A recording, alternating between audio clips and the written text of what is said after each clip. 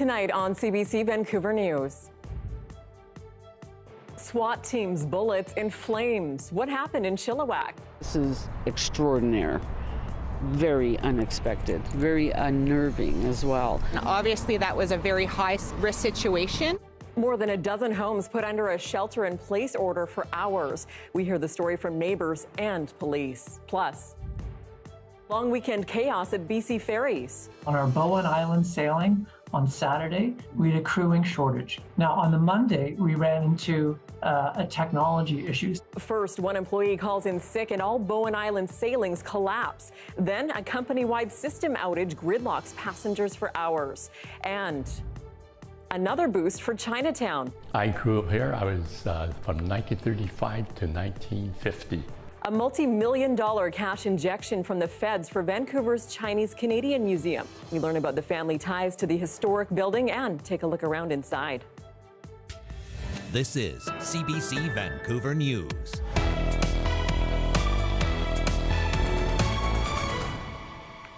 Good evening, I'm Tanya Fletcher. Anita is off tonight. A quiet community in Chilliwack was brought to an eerie standstill for hours late yesterday. What police are calling a standoff led to shots fired, flames burning, and dozens of neighbors ordered to shelter in place. Our Zara Premji has more now on the man who's in custody and the questions that remain. It's been a heck of a night in this neighborhood. Firefighters hosed down the aftermath of a more than 10-hour standoff that ended with a 29-year-old man being taken into custody and a fire that investigators are trying to make sense of. RCMP say it all started when they were called to Knight Road near Chilliwack River Road around 2 p.m. Monday afternoon. Reports came in of a distraught man inside a home who had access to firearms. Several hours later, At approximately 7:45, shots were allegedly fired towards police at that location. Obviously, that was a very high-risk situation that caused us to alert the residents immediately in the area and to place 16 homes in a shelter-in-place. residents were urged to stay inside and stay away from exterior walls, too. Judy Fail lives in the area and says she was barred from going home.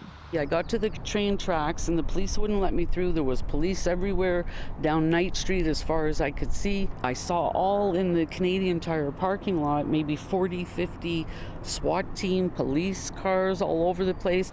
In the midst of the standoff, Mounties say a fire was also lit. There was a fire to a structure at the location, but obviously our serious crime investigators are working to gather evidence to determine exactly how the sequence of events took place. All of this in a community that neighbors call sleepy and uneventful. This is a quiet area. Nothing happens. The most exciting thing that happened in the last 16 years, we had a bear come through here. RCMP say it took hours for police to negotiate a peaceful end to the situation, and shortly before 12:30 a.m., the suspect was arrested. This is extraordinary, very unexpected, very unnerving as well. As the investigation continues, police remind the public there are victim services available for anyone impacted. Zara Premji, CBC News, Chilliwack. Well, today marks 150 years since Canada's iconic Mounties were first formed as the Northwest Mounted Police. But as the CBC's Tanya explains, after decades of scandals and tragedy, some municipalities are questioning the value of keeping the RCMP. It's the Mounties who patrol the streets of Surrey, BC. For now. I do believe it's time to have a second look. This man was brought in to replace the RCMP, building the new Surrey Police Service from the ground up. His pitch? A new force that will be more accountable than the Mounties. While political infighting has put the plan on hold in Surrey, he says more and more regions are reaching out. The question is, can an organization do everything? Can they do federal policing, national security, and then do boots on the ground policing? The question was front and center after the Nova Scotia mass shooting in 2020, where systemic failures within the RCMP were laid bare. This year, an inquiry into the tragedy called for a review of the RCMP's role in local policing. I think those discussions are healthy. I think we as an organization need to learn from and evolve as a result of those discussions to make ourselves better. While those discussions are playing out across the country, the top Mountie in BC argues the RCMP's model is what makes it an asset. The knowledge, skills, and expertise that we are able to bring to any one public safety issue, whether small in a rural area or internationally, I think that's something that we shouldn't shy away from, but that we should celebrate. But the ability to deliver on its mandate isn't the only reason why some are questioning the force. The force has been plagued by a sexual assault scandal, called out for systemic racism, and most recently, the mass shooting in Nova Scotia exposed fundamental flaws with the RCMP. It has some observers wondering if the force is even capable of change. The glory of the red surge is long gone. It's long gone. Change management was Eli Sopo's job at the RCMP, but he saw little willingness for it. He says the stakes are too high to ignore the conversation. I guarantee you, you will have another major disaster, severe injuries, death, and complete chaos because of poor communications, poor issues management, poor leadership and structures. While the decision about the Surrey Police Service rests with City Hall, the federal government says it will support communities that decide to replace the Mounties, which could fundamentally change the iconic Canadian symbol for decades to come.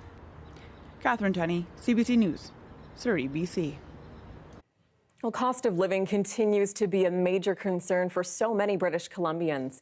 Today, federal NDP leader Jagmeet Singh highlighted housing affordability and specifically calling for more support for the elderly. He was in Nanaimo today for a roundtable chat with seniors in that community.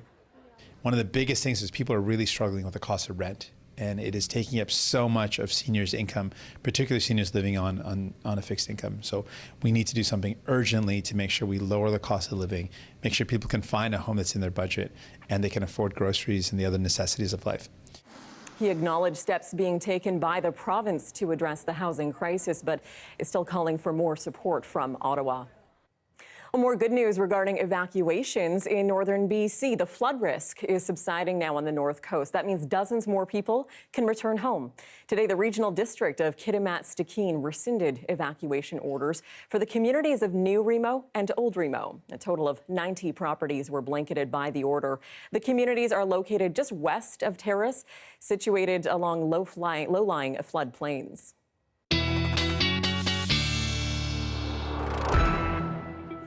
And that, of course, all comes less than 24 hours after all evacuation orders stemming from wildfires in northeastern BC were lifted. Credit a long weekend full of rain for that. So let's turn to Ethan Williams now for a look at what else is in store weather-wise this week. Well, the rain was the story definitely over the long weekend, and especially in far northern portions of the province, and that is definitely lowering the forest fire risk down to a very low rating in portions of the Kootenays and the Okanagan and the interior, and even up to the Peace region. We are starting to see that fire risk drop off as well. Still some air quality statements in place for the Fort Nelson and Fort St. John areas, but that rainfall warning that was in effect earlier today for the Peace region has dropped off. Still seeing that special weather statement in portions of the interior up toward Prince George, as there could still be some rain there overnight tonight.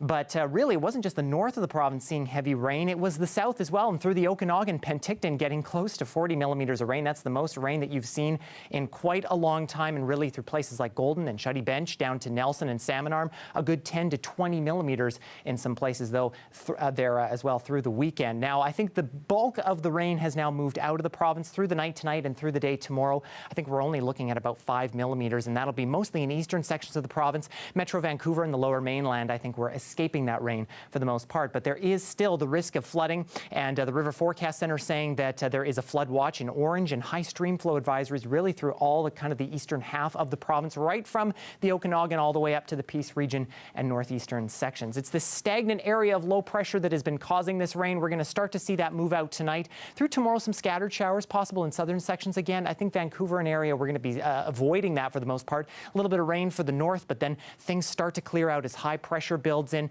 Maybe some rain for the Kootenays in southeastern sections on Thursday morning, but nice and dry everywhere else. And we'll see that in our Metro Vancouver extended forecast, where we're looking for temperatures quite seasonal for this time of year. Around 20 degrees is seasonal, and we'll be seeing that over the next couple of days. Maybe some rain on Thursday, but then as things move on throughout the week, temperatures returning to normal. Some showers here and there, but we are looking for some sunshine to return as we head into the beginning of next week. All right, thanks so much, Ethan. Well, first it was Surrey, now it's Vancouver. More parents are coming forward with concerns about heat in their children's classrooms. Students, they say, are growing faint and feeling ill due to the rising temperatures inside schools. As the CBC's Saurabh Sandhu reports, they want something to be done about it now. Veronica Collins' two children, 8-year-old Sophia and 3-year-old Sebastian, go to Crosstown Elementary. But for the last few weeks, school has been difficult. Sometimes I feel faint in the classroom, and I don't like that. With temperatures rising above 30 degrees, her children are finding it hard to cope with the heat. They often complain of headaches and dizziness, forcing her to pull the kids out of the classroom. It's obviously not feasible for every parent to do that. Another parent says her daughter got sick because of extreme conditions inside her daughter's school.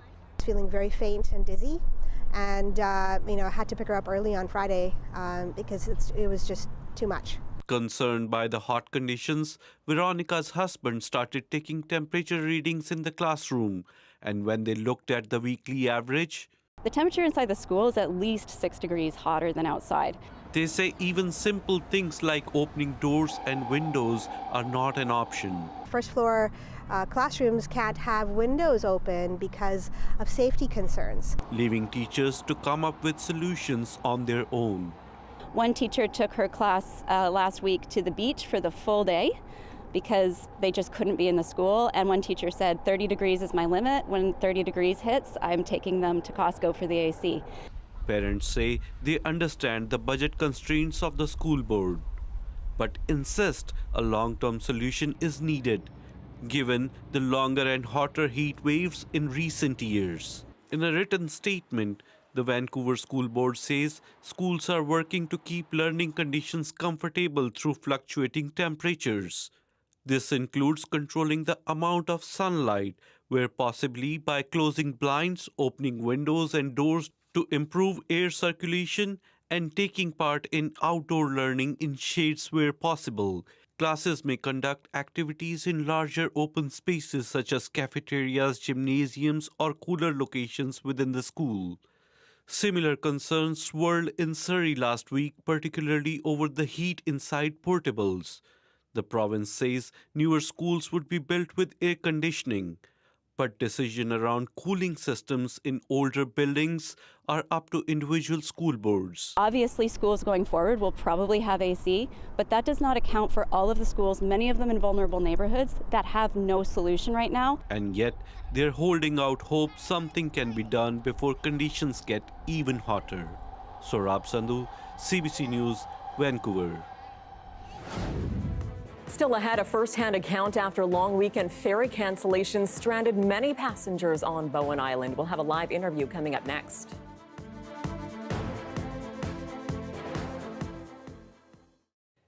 And thanks for watching our commercial-free live stream. Well, for the past 6 years, a not-for-profit in Edmonton has been refurbishing donated bicycles and teaching cyclists how to maintain their wheels on their own. Bike Edmonton says its ultimate goal is to get bums on bikes. Take a look. Our goal is to get bums on bikes. We want people to feel comfortable riding a bike. We want them to feel safe, and we want them to have fun. And so we do what we can through our community bike shops to make that possible. Being on a bike is a very healthy way to live. It's a good way to get where you're going. You burn calories, you burn fat, you use energy in a good way, and bike is a good way to build good health. We want it to be something that people use to get to school or to work or to buy groceries. Bike Edmonton has been around for 43 years, started off as the Edmonton Bicycle Commuter Society, and it's been Bike Edmonton for a few years. The community bike shops are the real key piece in terms of making it possible for people to use a bike to get around the city of Edmonton. We refurbish bikes that people don't want, and we sell them at affordable prices. We show people how to fix their bikes or fix them for them. And we teach people how to ride a bike as well. Our bike donation program helps people reduce their waste and helps someone get on a more affordable bicycle that they might not have been able to get otherwise. If you have a bike at home that you don't want anymore, please, please, please go to our website. There's a donate a bike link. Go click on the link. It'll have instructions for you. And please bring us your bicycles if you don't want them anymore. We'll find someone who wants them. The City of Edmonton has been very innovative. It's spearheaded a bike plan and has given some funding in the last capital budget, about $100 million, to making that bike plan a reality. I think the resistance comes from people who see it as an either-or paradigm. It's either we fund bikes or we fund car infrastructure, and I get that. But it really is a both and. If we're taking somebody out of their car and putting them on a bike, that means there's one less car on the road, one less car jamming up traffic for the people that are in their cars. So I think if people can start to see both and as the paradigm, the resistance begins to drop. And Bike Edmonton is not trying to tell people they can't drive a car. I have a car, I use a car all the time. But a bike is my preferred way to get around, and I think for a lot of people, it's a very enjoyable and very efficient way to get where they're going.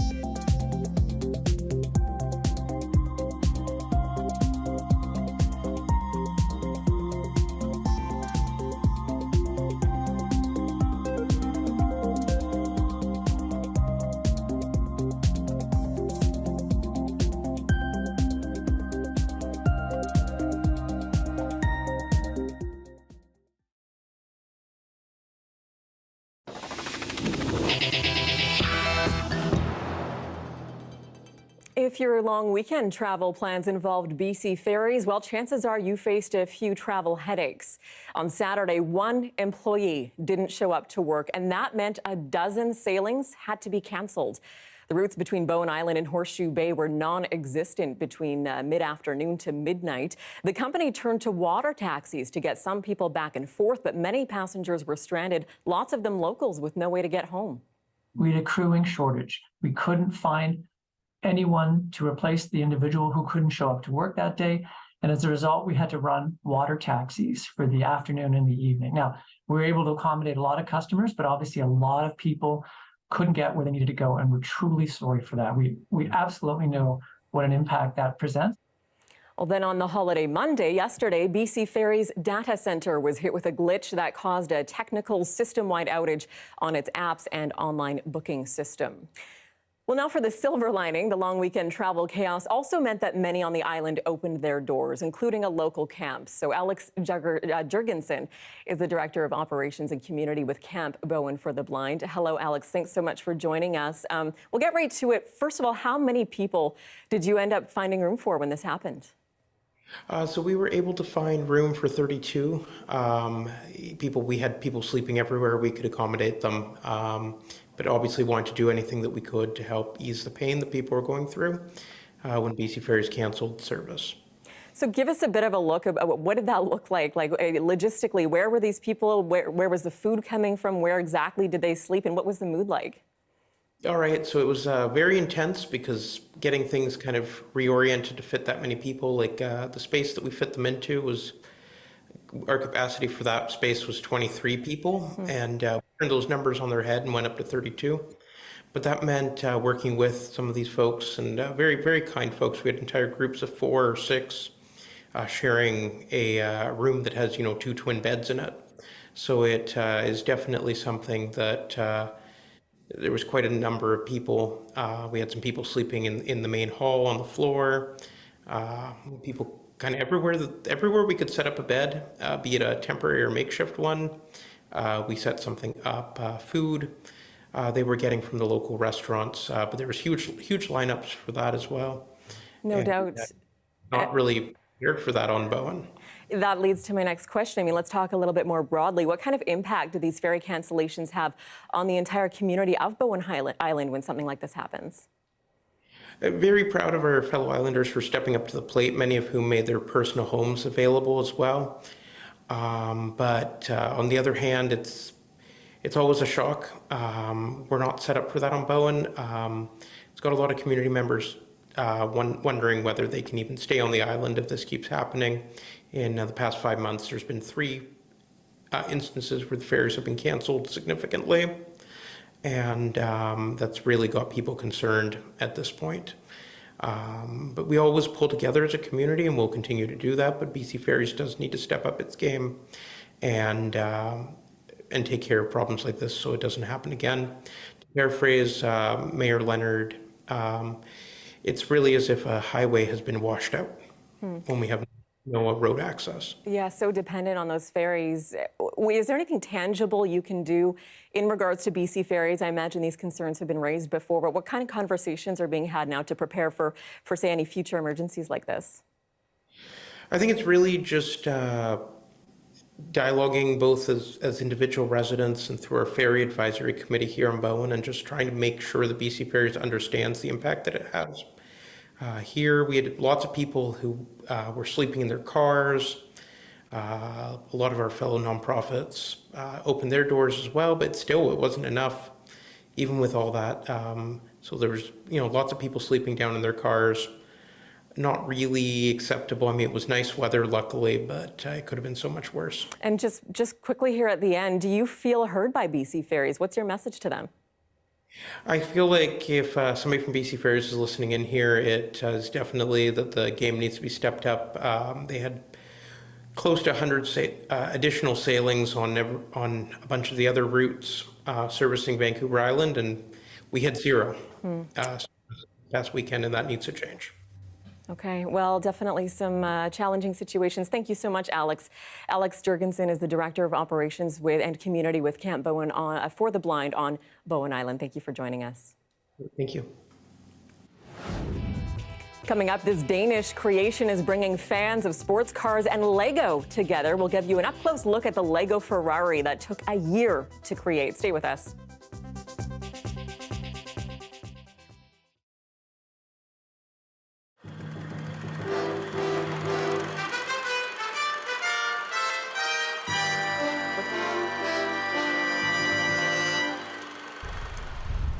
Visitors come for the view, the beach, and the air. But floating in the air could be spores from a fungus called Cryptococcus. In this case, a mysterious variety normally found in Australia. It's known to cause lung infections and even meningitis. When it was discovered here last summer, tourists canceled en masse. They're generally always tenting. Rathtrevor Beach was the center of the outbreak. Each year, 500,000 people pass through the park. Campsites used to sell out 3 months in advance. Now, on many days, you can take your pick. Still, the threat of Cryptococcus hasn't kept many regulars away. We're not going to let a little old fungus stop us from enjoying one of our favorite places. You know, if you can't come to a place like this, you might as well be dead anyways. And there have been deaths. Jagir Atwal was the third and latest victim. The 75-year-old already had health problems when meningitis, caused by Cryptococcus, killed him. 59 other people have been identified with some form of cryptococcal disease. To put it in perspective, about 3 out of every 100,000 visitors will ever show symptoms of Cryptococcus. And the possibility of dying from the disease? Well, you're 5 times more likely to be killed driving your car than from camping next to these trees. I've been here 8 years, so probably I'm immune to it. As you know, your system will build up an immunity, and I think the odds are pretty low. I let my kids come here, so. I just want to confirm that the O'Brien group. But shortly after the headlines hit last year, the phones rang off the hook at this resort. A fellow from Chicago said he didn't want to come. His doctor said that he could do, but he'd have to have a spinal tap when he got back. $90,000 in business was gone in a matter of days, only made up by a waiting list of willing customers. But the smaller people that don't have the luxury of the wait list, the small bed and breakfast with 2 or 3 rooms, they took quite a beating over this. And the area continues to take a beating. With each news story that mentions Cryptococcus comes a new wave of cancellations. Some feel if Toronto, with its troubles over SARS, wants to look at its future, it merely has to look here. It's the same thing in that the risk level is so low for Cryptococcus, so low for SARS, and yet the coverage that it got and the scary headlines of the disease, or the fungus in our case, created a real concern in the minds of the travelers. Despite the fact infections, rare as they are, for the most part are easily treated, and that the responsible strain of fungus is now found in many parts of Vancouver Island's east coast, this community continues to fight the stigma of Cryptococcus. Alan Waterman, CBC News, Parksville, British Columbia.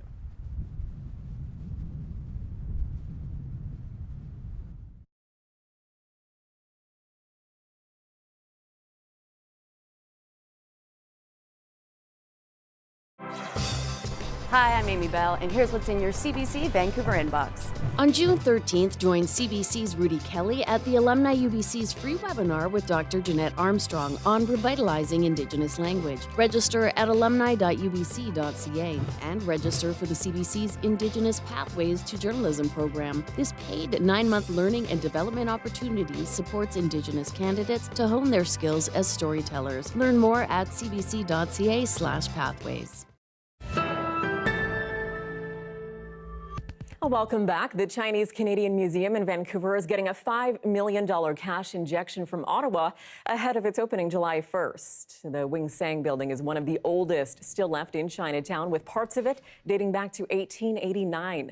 The museum's opening date coincides with the centennial of the passing of the act, which effectively halted all immigration from China. The federal funding announcement comes on the sidelines of the U.S.-Canada Chinatown Cultural Preservation and Revitalization Conference. It's happening in Vancouver. It has representatives from 18 Chinatowns coming from right across North America. I think part of the work of this Chinese Canadian Museum is to really shed full light on that full history of Chinese Canadians from when they first landed, 1788, through the years, and what all that entailed. The Chinese Canadian Museum will be the first of its kind in Canada. And one of Yip Sing's grandsons spoke to Caroline Chan about his family and the historic building. Take a listen. So what is your connection to the Wing Sang building? Okay, my dad is the number 8 son. My grandfather had 4 wives, 19 sons, 4 daughters, and my dad was number 8. So you grew up here? I grew up here. I was from 1935 to 1950. So was this building like a family hangout spot then? Well, we all lived here at the same time. So can you imagine 1 kitchen, 1 refrigerator, 2 toilets, and 1 bathroom with a sink and a tub. With 4 family, a total of 17 people living on 1 floor. What do you remember about this building? Because it's changed a lot now, hasn't it? It has. The only thing I remember that's original is the schoolroom. When I first came here, I lost my way. This is the original schoolroom. Everything in this building, this is the only original part of the building. And you could see that used to have a pot-belly stove here, and this is where we pay respect to our grandfather and grandmother. And here we would watch parade coming through Chinatown, which is so easy. We just open the window and we got a panoramic view of the parade or whatever celebration going on. What does it mean to have the Chinese Canadian Museum here in the building where you grew up? I think it's marvelous, and it's great from the standpoint that this was originally the main hub of Chinatown, probably. The oldest building, 1889, and to have the museum here with all the artifacts and the story of Chinese Canadian, the trial and tribulation and challenges of, being accepted is important. Fascinating history there. And finally tonight, Ferrari fans are racing to Denmark to test drive the latest Lego creation. It's absolutely incredible. The wheels of the sporty model are real, yes, but the rest is crafted with Lego blocks. It took designers a year to build, and it'll now be on permanent display at Denmark's Lego Museum. It's a popular tourist attraction since the toy was invented by a Danish carpenter more than 90 years ago. You can always find our news program online at cbc.ca/BC. Your next local newscast is right here at 11 o'clock after the national. Thank you so much for joining us this evening. Have a great night.